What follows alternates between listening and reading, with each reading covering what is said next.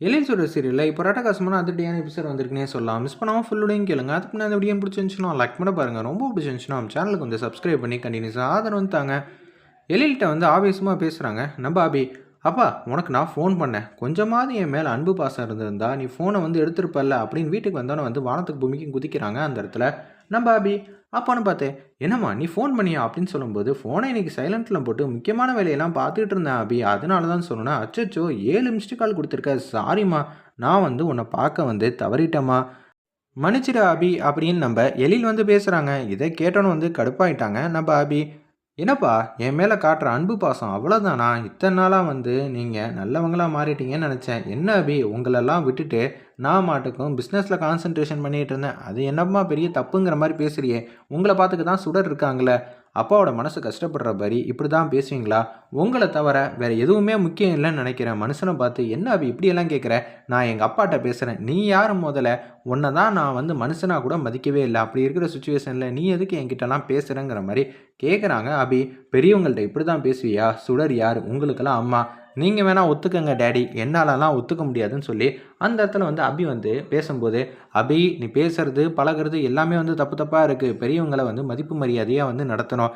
இது தவறுச்சுன்னு வச்சுக்கேன், அதுக்கப்புறம் எல்லாமே வந்து மாறும் பார்த்துக்க அப்படின்னு சொல்லிட்டு அபியை கண்ணா அப்படின்னா எழில் வந்து திட்டிட்டு அப்படியே போலான்ட்டு இருக்கிறப்ப, சார் அவள் சின்ன பொண்ணு சார், அவளுக்கு என்ன தெரியும்?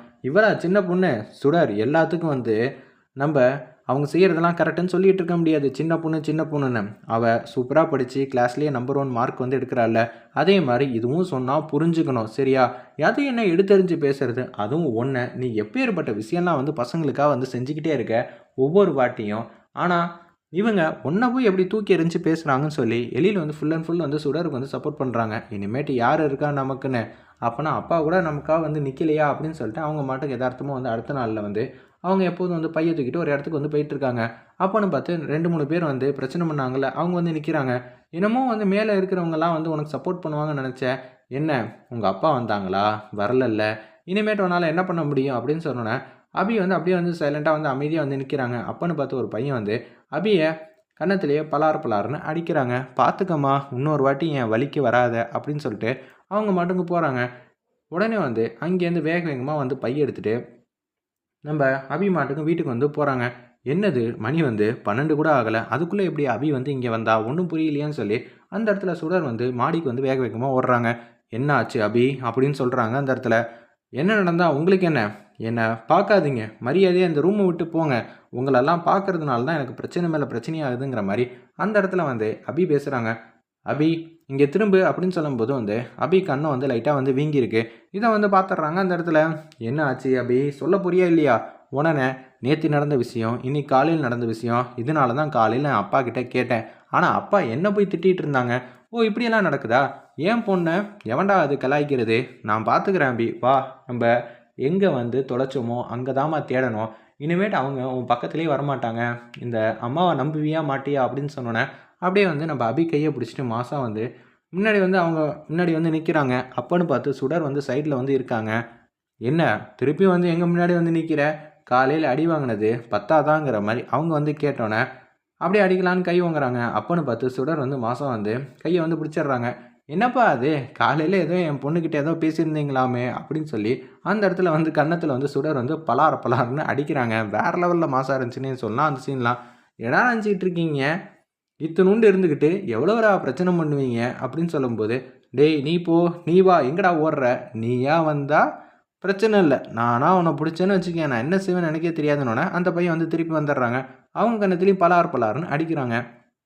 என்னடா நீங்கள் வந்து அபியோட கம்பேர் பண்ணுறப்ப கொஞ்சம் மேல் இடத்துல தானடா இருக்கீங்க வயசில் எல்லாத்துலேயும். அப்படி இருக்கும்போது எதுக்குடா தேவையில்லாமல் வந்து அபிகிட்ட வந்து பிரச்சனை பண்ணுறீங்க?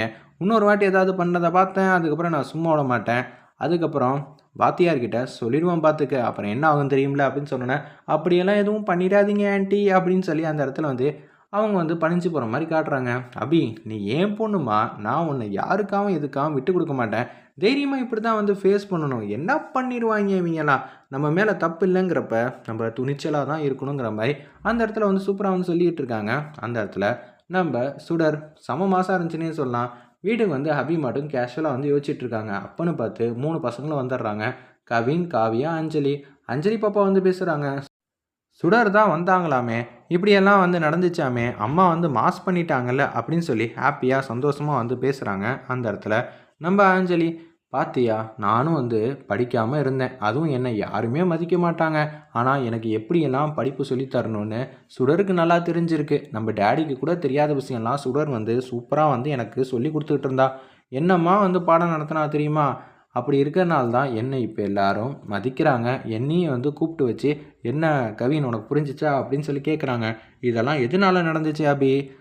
சுடர்னால தானே. சுடர் நமக்கு நல்லது தான் செஞ்சுருக்கா அப்படின்னு சொல்லும்போது, பாரு குட்டி பாப்பா அஞ்சலி அவளுக்கு கூட எல்லாமே வந்து தெரிஞ்சிருக்கு. நல்லது கெட்டது.